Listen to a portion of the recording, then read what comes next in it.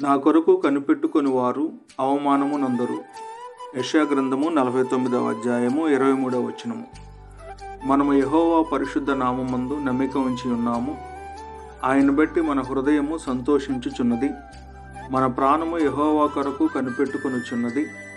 ఆయన మనకు సహాయమును మనకు కేడమునై ఉన్నాడు. యెహోవా, నీ రక్షణ కొరకు కనిపెట్టుకొని ఉన్నాను. యెహోవా, మేము నీ రక్షణ కొరకు కనిపెట్టుకొనుచున్నాము. నీ కృప మా మీద నుండుగాక. తన యందు భయభక్తులు గల వారి యందు, ఆయన కృప కొరకు కనిపెట్టుకొని వారి యందు యెహోవా ఆనందించువాడై ఉన్నాడు. ఆ దినమున జనులు ఇలాగూ అందురు, ఇదిగో మనలను రక్షించమని మనము కనిపెట్టుకొని ఉన్న యెహోవా మన దేవుడు.